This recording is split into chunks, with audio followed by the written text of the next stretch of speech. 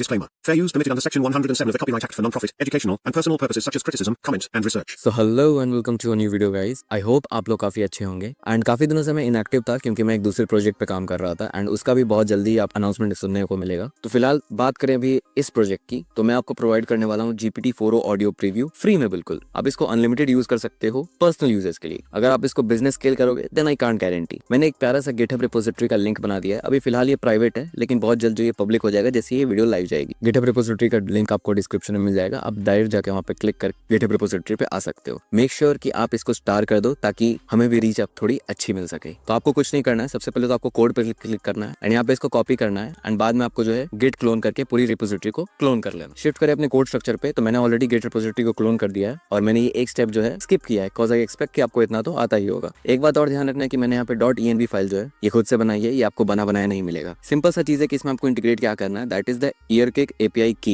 env.example is a different thing and .env is a different thing। I expect कि लोगों को इतना पता होगा। तो आपको जस्ट EarKick API की जो वैल्यू है वो यहाँ env में स्टोर कर देना with this same variable name. अब ये EarKick API आपको मिलेगा कहाँ वो मैं बताता हूँ। वापस चले आते हैं अपने क्रोम वाले पार्ट पे। तो यहाँ पे आपको आ जाना है इस वेबसाइट पे earkick.com/chat। यहाँ पे आपको एक प्यारा सा इंटरफेस मिलेगा। आपको कुछ नहीं करना है, आपको Ctrl+Shift+I दबाना है एंड आपको डेवलपर टूल्स खोल देना है। डेवलपर टूल्स में आपको यहाँ पे नेटवर्क सेक्शन में आ जाना है एंड फिर आपको कुछ भी चैट करना है। फॉर एग्जाम्पल जैसे मैं चैट करता हूँ हाय। अभी ध्यान रखना मेरे को अभी शोकेस नहीं करना है, इसलिए यहाँ पे मैं अपना जो ऑडियो साउंड है उसको ऑफ रख रहा हूँ एंड इसको मैं सेंड कर देता हूँ अभी। एंड यहाँ देखो मेरे पास काफी सारे API कॉल्स हुए हैं। इसमें से जो पहला API कॉल है इस पे मुझे ध्यान देना है एंड यहाँ मुझे आ जाना है हेडर्स पे। हेडर्स में नीचे आप स्क्रॉल करोगे तो आपको यहाँ पे ऑथराइजेशन टोकन मिलेगा। इसमें बेसिक के आगे की जो भी वैल्यू है आपको एज इट इज कॉपी कर लेना। ध्यान रखना बस इतनी ही वैल्यू आपको कॉपी करनी है। अगर आप ये वैल्यू कॉपी करने जाओगे तो फिर इशू हो जाएगा। ये वैल्यू कॉपी करके आपको अपने वापस VS कोड पे आ जाना है एंड यहाँ पे वो वैल्यू जो है वो पेस्ट कर देनी है। ध्यान रखना ये आपको .env में करना है, मैं जस्ट env.example में दिखा रहा हूँ। तो अभी इसको फिलहाल मैं क्लोज कर देता हूँ एंड हम लोग स्टार्ट करते हैं सबसे पहले कॉन्फिग से। कॉन्फिग में देखो सबसे पहला फाइल जो है वो init.py है। हालांकि कोड इतना कॉम्प्लेक्स था नहीं जितना मैंने कर दिया है क्योंकि मैं इसका गिटहब रिपोजिटरी बना रहा था। तो यहाँ पे देखो सिंपल सा चीज है कि हम लोग ने जितनी भी वेरिएबल्स इनिशियलाइज किए उसको हम लोग यहाँ पे कॉल कर रहे हैं। अब देखो ये कॉल कहाँ से हो रहे हैं, ये सेटिंग्स फोल्डर से कॉल हो रहा है। यहाँ settings.py पे मैं खोलूंगा। अब देखो मेरे पास सपोर्टेड ऑडियो फॉर्मेट्स जो है इतने सारे हैं। आप जो चाहो उसमें आप इसको स्विच कर सकते हो, आपके मर्जी के ऊपर है कि जो आपका ऑडियो फाइल जनरेट होगा वो उस वैल्यू में है। उसके बाद आपकी डिफॉल्ट API URL जो है ये रहने वाली है। डिफॉल्ट ऑथराइजेशन का जो है आपका EarKick API के साथ आपका जो भी वैल्यू रहेगा बेसिक के आगे आपको यहाँ पे ऑटोमेटिकली आ जाएगा। आपको ज्यादा टेंशन लेने की जरूरत है नहीं। डिफॉल्ट लैंग्वेज इसको आप नहीं छेड़ो तो अच्छा है, इंग्लिश पे ही रहने दो। डिफॉल्ट TTS वॉइस जो है वो आपकी नोवा रहने वाली है। नाउ इसमें आप बहुत सारे वॉइसेस में चूज कर सकते हो। जितने भी ऑफिशियल OpenAI के TTS के वॉइसेस हैं लाइक फॉर एग्जांपल अलॉय हो गया, कोव हो गया, नोवा हो गया, वो 7-8 जो वॉइसेस हैं उनमें से आप चूज कर सकते हो। अब डिफॉल्ट यूज वॉइस का मतलब है कि क्या जब ऑडियो क्रिएट होगा तो क्या आपको उसको प्ले करना है या जस्ट उसको क्रिएट करके छोड़ देना, ये आपकी मर्जी के ऊपर। डिफॉल्ट आउटपुट डायरेक्टरी की जो भी आपका ऑडियो क्रिएट होगा वो कहाँ पे सेव होगा, क्योंकि हम लोग को कहीं पे सेव करना पड़ेगा बिफोर प्लेइंग दैट। आप चाहो तो इसको अगर नल रखोगे तो आपका डायरेक्टली मेन रूट में ही आपका जो भी ऑडियो हो रहा है वो आ जाएगा, वरना आप चाहो तो इसको किसी फोल्डर में चेंज करके जैसे चाहो आप स्पेसिफाई कर सकते हो। अब यहाँ पे देखो डिफॉल्ट हेडर अपना ये रहने वाला है, इसको अपना ही छेड़ो तो अच्छा है। फिर आ जाते हैं हम लोग अपने ऑडियो टेक्स्ट प्रोसेसर के फोल्डर पे। यहाँ पे देखो सबसे पहला फाइल है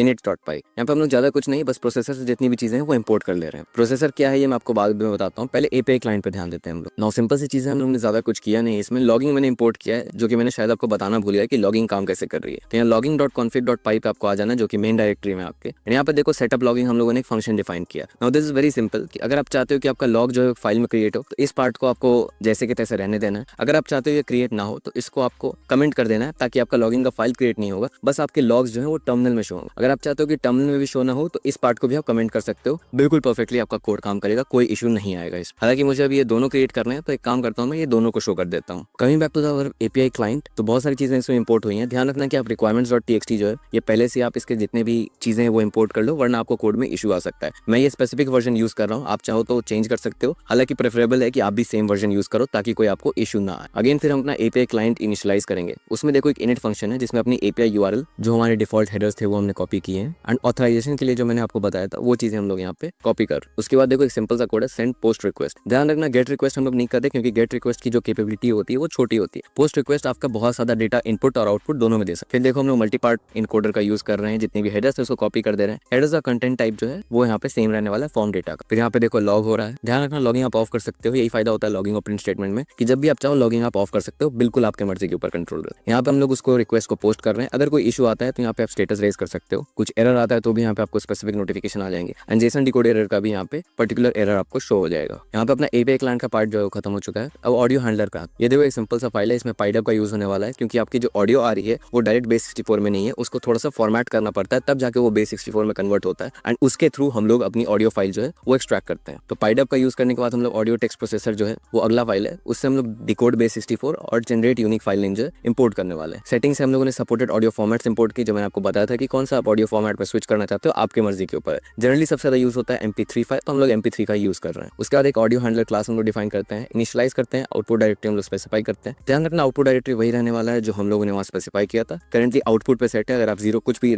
नल वैल्यू पे सेट करोगे तो वो आपका रूट डायरेक्टरी में ही सेव होगा। अगर डायरेक्टरी एग्जिस्ट कर रही है तो वो हम लोग नहीं क्रिएट करेंगे, नहीं एग्जिस्ट कर रही है तो डायरेक्टरी क्रिएट हो जाएगी। उसके बाद ऑडियो प्रोसेस करेंगे हम लोग, जो कि बेस 64 स्ट्रिंग में रहने वाला है। तो आर्गुमेंट इसका है ऑडियो बेस 64, जो कि एक बेस 64 इनकोडेड ऑडियो स्ट्रिंग रहता है। एंड प्ले ऑडियो, अगर आप चाहते हो कि आपका जब जनरेट हो जाए ऑडियो या सेव हो जाए तो वो प्ले हो कि ना हो, ये यहाँ पे आपके मर्जी के ऊपर है। बाय डिफॉल्ट वाली उसकी ट्रू फॉल्स है, आप चाहो तो इसको ट्रू या फॉल्स आप चाहो सेट कर सकते। ऑडियो बाइट्स में हम लोग उसको पहले स्पेसिफाई करेंगे। अगर कुछ भी इशू आता है तो यहाँ पे लॉग हो जाएगा एरर, अगर कुछ इशू नहीं आता है तो वो सक्सेसफुली डिकोड हो जाएगा बेस 64। ऑडियो फॉर्मेट हम लोग डिटेक्ट करेंगे, उसका एक यूनिक फाइल नेम देंगे depending upon the base 64 value, ताकि वो कॉन्फ्लिक्ट ना हो। अगर आप 10-20 एक साथ जनरेट करवाते हो तो फिर हमारी कुछ भी इशू ना होती है तो हम लोग राइट बाइनरी में फाइल को सेव कर देंगे एज स्पेसिफाइड, जो भी आपने ऑडियो फाइल पाथ डाला होगा along with the file extension. कुछ भी अगर इशू आता है तो ऑटोमेटिकली इसको कन्वर्ट करने की कोशिश करेगा MP3 फाइल में। यहाँ पे हम लोग पाइडअप की मदद से वही सेम चीज को, सेम प्रोसेस को हम लोग फॉलो करेंगे एंड MP3 में हमारा जो एक्सपोर्ट है वो फॉलो हो जाएगा। कि जस्ट इन केस है कि कभी कभी जो ये वेबसाइट है कभी कभी कुछ इशू फेंकती है, तो इस वजह से हम लोग इसने एक स्पेसिफिक पार्ट जो हम लोगों ने लिख के रखा। फिर हम लोग प्ले करेंगे ऑडियो को एंड उसके बाद डिटेक्ट ऑडियो फॉर्मेट का यही कोड आने वाला है नीचे, जो अच्छे खासे ऑडियोज में आपका डिटेक्ट कर लेगा कौन से फॉर्मेट में आपका जो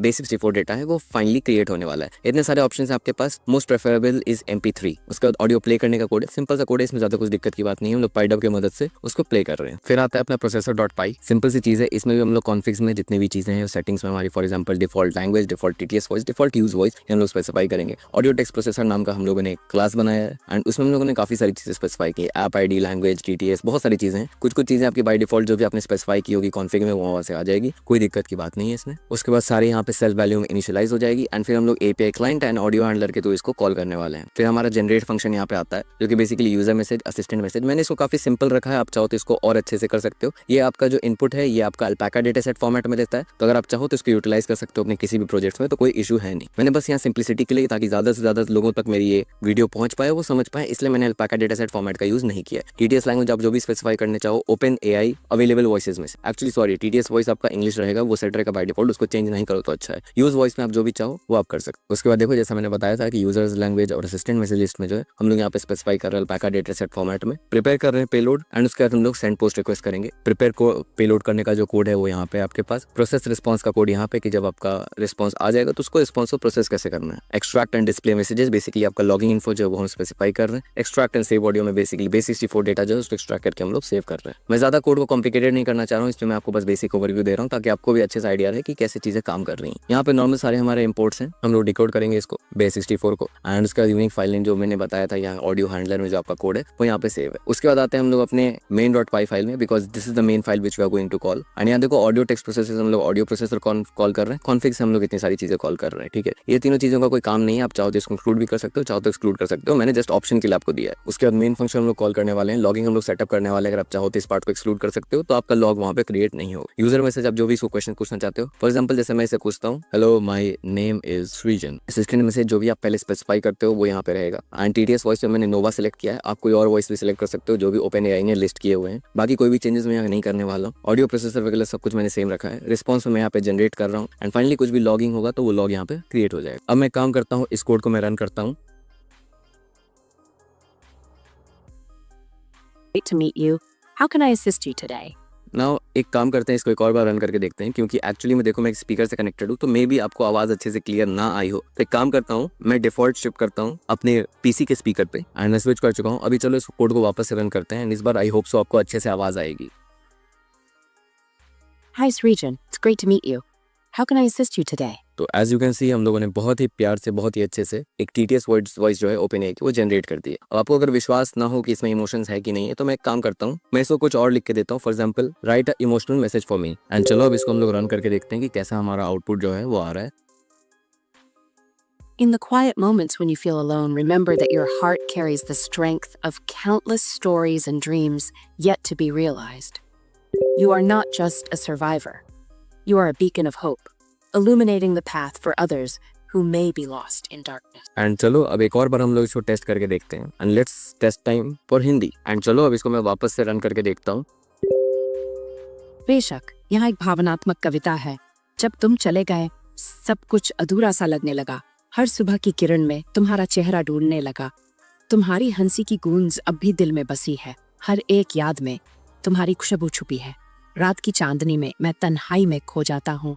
तुम्हारे बिना इस जीवन का हर रंग फीका सा लगता है। तो आई डोंट नो इसकी क्वालिटी इतनी खराब क्यों हुई, बट स्टिल अगर आप इसको अच्छे से टेस्ट करोगे तो यू विल रियलाइज कि काफी अच्छा काम करता है most of the time. So I hope आपको ये अच्छा लगा होगा ये वीडियो एंड आप भी कुछ इससे आपको सीखने को मिला होगा। And before going I would like to show you something. अगर आपने अभी तक चेक नहीं किया है तो मैंने कम्युनिटी पोस्ट पे एक पोस्ट डाला है जिसमें मैं एक बिजनेस स्केल जारविस एंड एक open source version of Jarvis जो है वो इंप्लीमेंट करने की कोशिश कर रहा हूँ, जैसा किसी ने नहीं किया। मैंने कुछ चीजें नोटिस की हैं कि जहाँ पे हमारे जारविस का जो पूरा कम्युनिटी है वो लैक करता है। फॉर एग्जाम्पल एक जगह है बैकएंड का लॉजिक। हम लोग अभी भी इफ एल्स पटके हुए बहुत कम ही यूट्यूबर्स है जो अभी फंक्शन कॉलिंग पे इंप्लीमेंट कर रहे हैं एंड वो भी कुछ खास इंप्लीमेंट नहीं कर पाए इंक्लूडिंग मी। सेकेंडली अपना GUI हम लोग का कहीं से भी अच्छा नहीं है, बहुत एक बेसिक एंड आउटडेटेड एक जो 2000 या फिर 1990s में उस टाइप के GUIs जो हम लोग क्रिएट करते हैं जारविस के लिए। और भी 2-3 चीजें हैं जहाँ पे हम लोग मॉडिफाई नहीं कर पा रहे हैं, हम लोग अभी तक शिफ्ट नहीं कर पा रहे हैं। 5 साल पहले जैसे जारविस बन रहा था अभी भी लोग वैसे ही जारविस बना रहे हैं। तो इसलिए मैं प्रेफर कर रहा हूँ कि हम लोग as a community grow up करें एंड कुछ इनोवेटिव करें एंड थोड़ा अच्छा हम लोग जारविस में बना सके। तो आई वुड लव टू